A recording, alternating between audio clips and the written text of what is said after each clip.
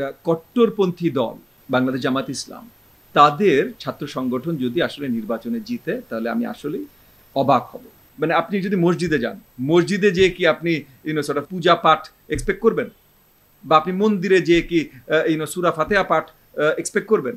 না। তাহলে মুক্ত চিন্তার জায়গায় কট্টরপন্থী দল কিছু জিতবে, এটা আমি অ্যাটলিস্ট অবাক হব। এবং যদি এটা হয় তাহলে আমি শক্তভাবে প্রশ্ন তুলব যে ঢাকা বিশ্ববিদ্যালয় কতখানি মুক্ত চিন্তার জায়গা। আমি শক্তভাবে প্রশ্ন তুলব। চরমনাই পীর সাহেব বলেছেন দেশের ভবিষ্যতের জন্য পিআর পদ্ধতি জরুরি। দেখেন, এগেন যে যার জায়গা থেকে যা ইচ্ছা বলতে পারে, এটা নিয়ে অলরেডি এর আগের প্রশ্নের উত্তর সময় আপনাকে বললাম যে আপনি যদি জনগণের ভোটের সঠিক ব্যবহার দেখতে চান তাহলে এই পর্যন্ত বেস্ট সিস্টেম আমরা যেটা পেয়েছি যে র্যাঙ্ক চয়েস। তো র্যাঙ্ক চয়েসের কথা তো বলেন নাই, এবং এই পিআর পদ্ধতি সে বলা শুরু করেছেন কয়েকদিন আগে। কেন, হঠাৎ করে কেন? কারণ তারা মানে, এবং আমি আপনাকে একটা জিনিস অত্যন্ত দুঃখজনক, বাট মনে করেন ইসলামী আন্দোলনের সাথে কিছু সময়, কারণ ইসলামী আন্দোলন গত 15 বছরের বেশিরভাগ সময় সরকারের সাথে একটা বন্ধুত্ব পরায়ণ সম্পর্ক বজায় রেখেছে। আমি তাদেরকে দোষারোপ করছি না, অনেকেই রেখেছে, একমাত্র তারা রাখেনি না, অনেকেই রেখেছে, কিন্তু তারা একটা বন্ধু পরায়ণ সম্পর্ক রেখেছে। এবং আপনার খেয়াল আছে কিনা, বছর 2-3 আগে বরিশালের সিটি কর্পোরেশন নির্বাচন, ওই জায়গা থেকে আমরা দেখলাম যে একটা ফাটল ধরলো, একটা ভাঙন ধরলো সরকারের দলের সাথে সম্পর্কের ফাটল। জি, যে সরকারি দলের সাথে, হাসিনা সরকারের সাথে ইসলামী আন্দোলনের ওই সময়টার পর থেকে আমরা অনেক সময় একসাথে ডাক দিয়েছি।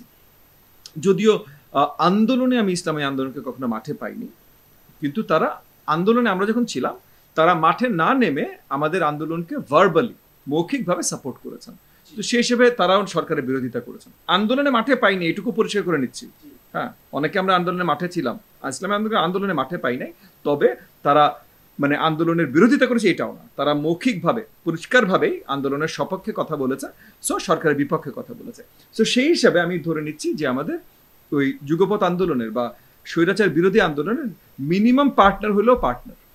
সো সেই জায়গা থেকে আমি দুঃখ প্রকাশ করছি যে এই গণতন্ত্র পুনরুদ্ধারের যে আন্দোলন, সেটার যারা মিনিমাম অংশীদারও ছিল, তারা যখন আবার গণতান্ত্রিক প্রসেস থেকে দূরে যাওয়ার মতো কথাবার্তা বলে, তখন আসলে আমাদের একটু হতাশা প্রকাশ করা ছাড়া আর কোনো উপায় থাকে না। ডাকসুর নির্বাচনকে কিভাবে দেখছেন? দেখেন, একটা বিশ্ববিদ্যালয়ের নির্বাচন, আমি জানি এটা নিয়ে অনেক দৌড়ঝাঁপ হচ্ছে, অনেক লাফালাফি হচ্ছে, মিডিয়া ক্রেজ হচ্ছে, কিছু রাজনৈতিক দলের লোকজন বলছেন এইটাই নির্বাচন। এত ফালতু আমি বিশ্বাস করি না।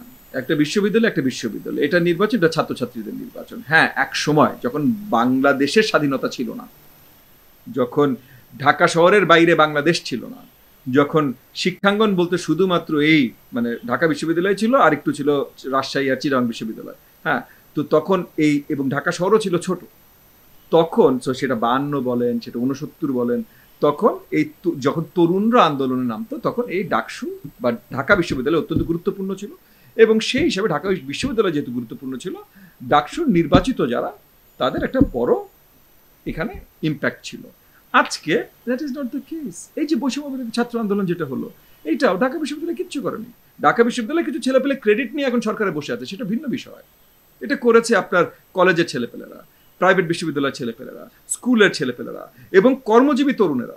আপনি দেখবেন, কারণ এগেন মানে লোকজন অনেক কথা বলে তো আমাদের দেশে, এবং এই যে ভ্রান্ত একটা চিন্তা যে এই যে এনসিপি ওরা আমাদেরকে জুলাই এনে দিয়েছে, ঘোড়ার ডিমটাও এনে দেয়নি।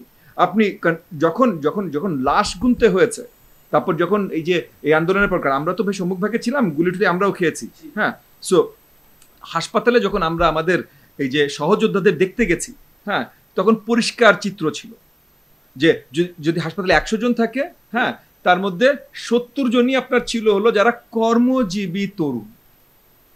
তারা এলাকায় কাজ করেন না, তো ভ্যান চালান বা দোকানে কাজ করেন বা এটা ওইটা কাজ করেন, তারা সব আহত হয়েছেন, নিহত হয়েছেন। বাকি যে 30% তারা হয়তো কর্মজীবী বা ছাত্র, তাদের মধ্যে মানে ওই 30-এর মধ্যে 27 জন মিনিমাম হলো ছাত্রদল বা যুবদল, মানে বিএনপি ছাত্রদল বা যুবদল। বাকি 2-3 জনের অন্য কোনো পরিচয়, এর মধ্যে আমার দলের লোকজন ছিল, অন্য অনেক দল মিলিয়ে অন্য কোনো। তাহলে এখন আপনি বলেন প্রাইভেট বিশ্ববিদ্যালয়ের 22 জন নিহত হয়েছেন, ঢাকা বিশ্ববিদ্যালয়ের কোনো নিহত হননি। নিহত কাউন্ট দিয়ে না, আমি বলছি তাহলে রাজপথে ছিল কারা? সো ওই যে 52-তে হ্যাঁ ঢাকা বিশ্ববিদ্যালয়, 69-এ হ্যাঁ ঢাকা বিশ্ববিদ্যালয়, এখন না ভাই, না। কিন্তু এখনো মিডিয়া মনে করে ঢাকা বিশ্ববিদ্যালয়, এবং কিছু লোকজন লাফালাফি করেন কারণ তারা ঢাকা বিশ্ববিদ্যালয় থেকে আসছে, তো তাদের লাফালাফি ঢাকা বিশ্ববিদ্যালয়, তারা দেশ কম চিনে, ঢাকা বিশ্ববিদ্যালয় বেশি চিনে। সো এই কারণে ঢাকা বিশ্ববিদ্যালয়। তাছাড়া ডাকসু নির্বাচন এটা একটা বিশ্ববিদ্যালয়ের নির্বাচন, বিশ্ববিদ্যালয় বড় গুরুত্বপূর্ণ বিশ্ববিদ্যালয় বাংলাদেশ, সেই হিসেবে একটা হইতেই পারে, নিউজের এক কোণায় একটু থাকতেই পারে। এটা নিয়ে যে দৌড়ঝাঁপ বা লাফালাফি, এটা আমার কাছে অ্যাটলিস্ট, আমি যেখানে বসে আছি এখান থেকে হাস্যকর ছাড়া আর কিছু মনে হয় না। ধরি এই ডাকসু নির্বাচনে শিবির জয়লাভ করলো, আগামী জাতীয় নির্বাচনে এই ডাকসু নির্বাচনে শিবির জয়লাভ করায় কোনো প্রভাব পড়বে কিনা? দেখেন, ফার্স্ট অ্যান্ড ফরমোস্ট আমি আপনাকে প্রথমেই বলে নিলাম যে এটা হাস্যকর, এটা অ্যাবসলিউটলি হাস্যকর যে ঢাকা বিশ্ববিদ্যালয় একটা ইনস্টিটিউট, এরপর আপনি বলবেন মাইলস্টোন কলেজের নির্বাচনে কে জিতবে, সেটাতে দেশ জিতবে, বা বলবেন আরেক কলেজের নাম বলবেন। না ভাই, এটা এটা এটা মানে এটা হাস্যকরের থেকে আরো বেশি হাস্যকর। যে সত্যি কথা যে এখন এগেন মিডিয়া এটা নিয়ে লাফাচ্ছে, মিডিয়া বেশি লাফাইলে অনেক হাস্যকর জিনিসও বাস্তবিক হয়ে যায়, সো সেটা নিয়ে আমি আর গেলাম না। বাট এটা আসলেই হাস্যকর, এবং আমি মানে আমাদের জাতীয় মিডিয়াকেও আসলে দোষারোপ করি যে বাচ্চাদের, মানে একজন বাচ্চা ভাই, আমরা শিক্ষকতা করি বিশ্ববিদ্যালয়ে 20 বছর হয়ে যাচ্ছে, সো ছাত্ররা তো বাচ্চা, এই বাচ্চারা কাকে ভোট দিচ্ছে, কি নিয়ে, তাদের স্টুডেন্ট ইস্যুস নিয়ে, এটার সাথে জাতীয় রাজনীতি মিলানো যে মিডিয়ারাও মিলাচ্ছে, হ্যাঁ, তাদেরকেও আমি দোষারোপ করি এই বাচ্চাদেরকে করাপ্ট করার জন্য। বাট এনিওয়ে, যে জিনিসটা আপনাকে বলছিলাম, প্রথমত আমি খুবই সারপ্রাইজড হব যদি একটা বিশ্ববিদ্যালয় যেখানে মানে মুক্ত চিন্তার মেইন যে জায়গা, মুক্ত চিন্তার মন্দির বলেন বা যাই বলেন, এটা হলো বিশ্ববিদ্যালয়, এই জায়গায় একটা কট্টরপন্থী দল, বাংলাদেশ জামাত ইসলাম, তাদের ছাত্র সংগঠন যদি আসলে নির্বাচনে জিতে, তাহলে আমি আসলেই অবাক হব, কারণ জায়গাটা মুক্ত চিন্তার। আমি বলছি না কেউ ভালো খারাপ জামাতকে সাপোর্ট করলে বা না সাপোর্ট করলে, কিন্তু মুক্ত চিন্তার জায়গায় যে মানে আপনি যদি এখন মানে আপনি যদি মসজিদে যান, মসজিদে যে কি আপনি পূজা পাঠ এক্সপেক্ট করবেন, বা আপনি মন্দিরে যে কি সূরা ফাতিহা পাঠ এক্সপেক্ট করবেন না? তাহলে মুক্ত চিন্তার জায়গায় কট্টরপন্থী দল কিছু জিতবে, এটা আমি অ্যাটলিস্ট অবাক হব। এবং যদি এটা হয়, তাহলে আমি শক্তভাবে প্রশ্ন তুলব যে ঢাকা বিশ্ববিদ্যালয় কতখানি মুক্ত চিন্তার জায়গা, আমি শক্তভাবে প্রশ্ন তুলব। বাট সেটা আলাদা, সেটার সাথে জাতীয় রাজনীতির কোনো সম্পর্ক নাই। পাকিস্তানের পররাষ্ট্রমন্ত্রী ইসাক দার বলেছেন, ৭১ অমীমাংসিত বিষয় নয়, অতীতে পাকিস্তান 2 বার বিষয়টিকে সমাধান করেছে। ওনার বক্তব্যকে আপনি কিভাবে দেখছেন? দেখেন, সে তার দেশের প্রতিনিধি হিসেবে তার দেশের বক্তব্য দিয়েছে, এবং আমরা দুইভাবে জিনিসটা দেখতে পারি। ৭১ আমরা মীমাংসিত বিষয় হিসেবে দেখতেই পারি, যেটা অনেক পুরাতন ইতিহাস, এটা নিয়ে আমরা আটকে থাকাটা মুশকিল। তবে আবার একই সাথে এটা তো আমাদের জন্য আমাদের সবচেয়ে গুরুত্বপূর্ণ ইতিহাসের অংশ, আমাদের জন্ম। তো আমাদের জন্মর যে জিনিসগুলো আছে, যে মনে করেন ওয়ার ক্রাইমস, যেটা আমরা হাসিনা সরকার শুরু করেছিল, সেখানে কি কি হাসিনা সরকার ঝামেলা করেছে তো আমি আর গেলাম না, কিন্তু ওয়ার ক্রাইমস তো প্রাইমারিলি ঘটিয়েছিল তো পাকি সৈন্যরা, ঠিক না?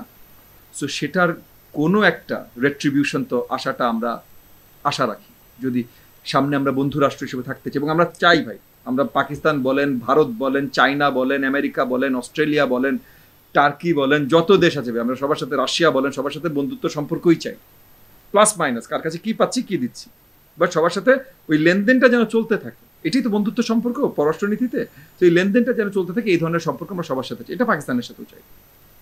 কিন্তু পাকিস্তানের সাথে আরেকটু ভালো সম্পর্ক হতে হলে এই জিনিসগুলো যে মানে ওই যে রেট্রিবিউশনের জায়গা থেকে, বা রেট্রিবিউশন যদি নাও হয়, রিকনসিলিয়েশনের জায়গা থেকে আরও কিছু আলোচনা প্রয়োজন বলে আমি মনে করি। এবং আমার মনে হয় এটা আগামীতে হয়তো আমরা পেতেও পারি। এই মুহূর্তে আমরা যেই জায়গায় আছি, সেই জায়গা হিসেবে যদি আমরা কথা বলি, তাহলে যে জিনিসটা হয় হলো যে আপনার পাকিস্তানের প্রতিনিধি, সেই প্রতিনিধি তো ভাই পাকিস্তানের হয়েই কথা বলবে। এখানে যদি আমাদের বাইল্যাট্রাল একটা আলোচনা বসে ইস্যুতে, তখন হয়তো আরো খোলাসা হতে পারে।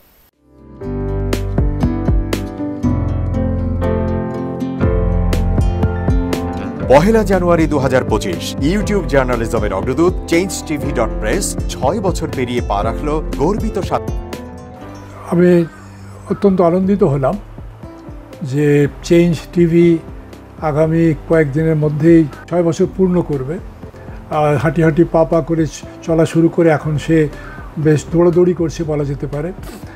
ও নামটাও অত্যন্ত বলবো যে সিগনিফিক্যান্ট যে চেঞ্জ, এই গণঅভ্যুত্থান কিন্তু চেঞ্জ চেয়েছে। সেই হিসেবে তোমার টেলিভিশনের, তোমার এই চ্যানেলের নামের একটা যথেষ্ট মিল পাওয়া যায়। আমার প্রত্যাশা যে এই গণঅভ্যুত্থানের যে প্রত্যাশা, যে আশা আকাঙ্ক্ষা, চেঞ্জ টিভি সেটিকে এগিয়ে নিয়ে যাবে। তোমাকে শুভেচ্ছা। চেঞ্জ টিভি যারা সম্পৃক্ত আছেন, যারা কর্মী আছেন, সামনে পেছনে সকলকে আমার শুভেচ্ছা।